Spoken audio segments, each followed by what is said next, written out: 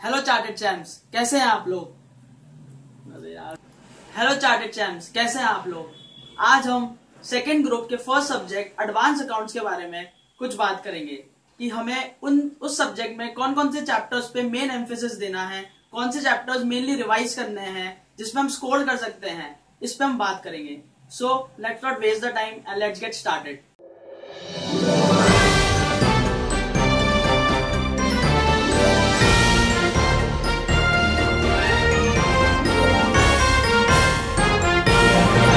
सो friends, advance accounts के syllabus में सबसे इंपॉर्टेंट टॉपिक कौन सा है? आपको क्या लगता है सबसे इंपॉर्टेंट टॉपिक कौन सा होगा?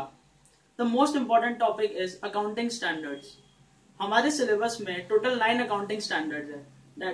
That is S 4, 5, 11, 12, 16, 19, 20, 26 and the last one 29।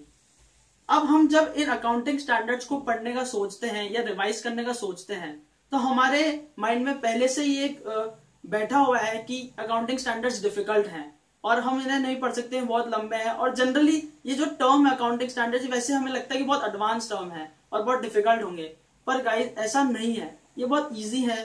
For example आप देखिए AS20 अर्निंग पर शेयर, ये हमें लगता होगा कि बहुत डिफिकल्ट है, पर ये इतना डिफिकल्ट नहीं है क्योंकि हमें इसमें सिर्फ 2 चीजें कैलकुलेट करनी होती है, दैट इज बेसिक EPS और डाइल्यूटेड EPS। तो ये इतना डिफिकल्ट नहीं है, हम इन्हें आराम से समझ सकते हैं, पढ़ सकते हैं और इसमें इजीली स्कोर कर सकते हैं।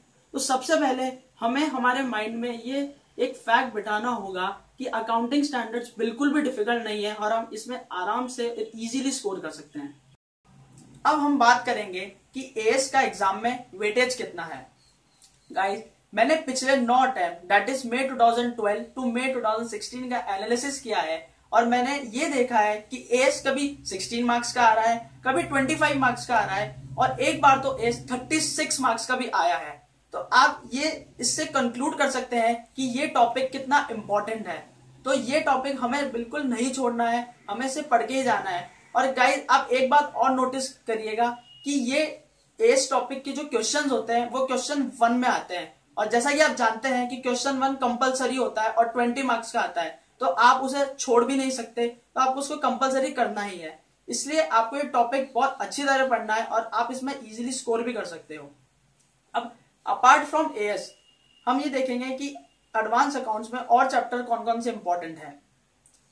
पार्टनरशिप, इंटरनल रिकंस्ट्रक्शन और अमालगमेशन, इन चैप्टर्स के बारे में मैं डिटेल एनालिसिस एडवांस अकाउंट्स के पार्ट 2 में बताऊंगा और इसमें अपन पूरा एनालिसिस देखेंगे कि इन्हें हमें कैसे पढ़ना है और कैसे रिवाइज करना है।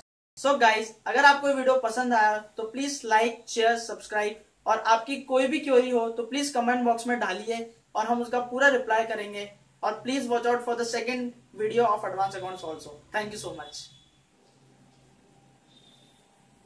तो बात करेंगे और सेकेंड हमें कौन सा चैप्टर पे मेन एम्फेसिस लेना है ब्रॉडली, वो डिस्कस करेंगे।